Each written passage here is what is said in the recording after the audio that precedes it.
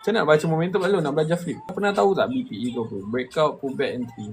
Mondok kata apalah belajar Sena, pekak lalai nanti guna Sena juga. Ya bodoh. Ya. Aku tak tahu asal orang maki Sena. Tapi memang logiknya Sena. Aku entry tau saja gitu.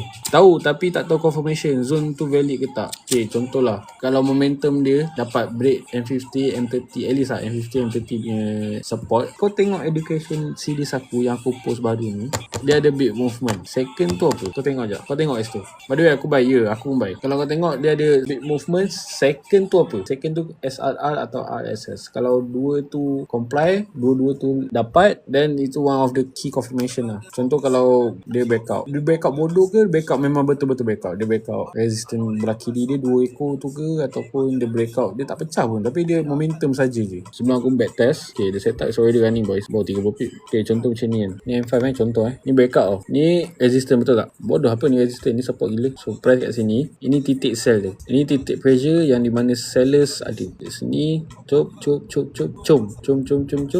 So dia dah break sini. Betul tak? Breakout. Pullback. Entry. So kau tengok. Kau dapat berapa pip kat sini? Dalam 50 pip. Ini support. Breakout. Jadi resistance. Resistance ni break berapa support? 1, 2. 2 support. Ni M5 tau. Nampak? Itu konsep BPE. Ini pun sama boleh. Contohlah. Ni tak break lagi tau. Tapi aku bagi contoh lagi. Ni Ni aku lukis sekarang ni. Sekarang ni dah break 1. Dia tengah nak break sini lagi 1. So kalau dia break sini, dia pull back atas, kita cari entry point kat mana? Kat first sini. Sini ada apa? Ada support breakout. Kat sini ada apa lagi? Ada base sini. Ada base lagi. Ni ada resistance. Atau ada apa lagi? Kerana time frame, trendline breakout. Banyak lagi confirmation. Faham tak? Ui, dah gerak bodoh.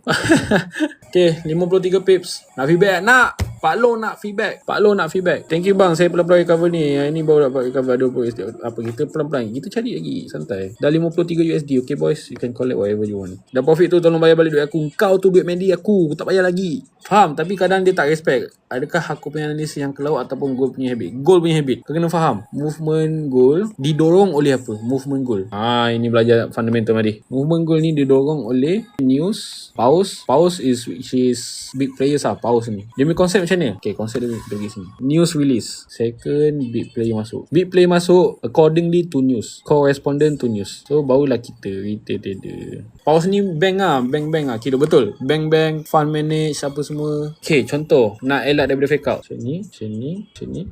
Ini lukis kasaran sorry Okay, contoh. Ini M5. Betul, dia break solid. Dia break sebatang macam ni. Tetapi, adakah M15 break juga? Adakah M30 break juga? Dan adakah? Ini ciri-ciri fake out. Selalu aku terkena dekat M5. Oh, M5 trendline breakout. TLBO M5. Atau aku pun masuklah buy. Contoh, M15 dengan M30 M5 dah breakout. Okay, M5 dah breakout. M15 breakout. Dia breakout kawasan apa? Adakah dia breakout valid support? Okay, adakah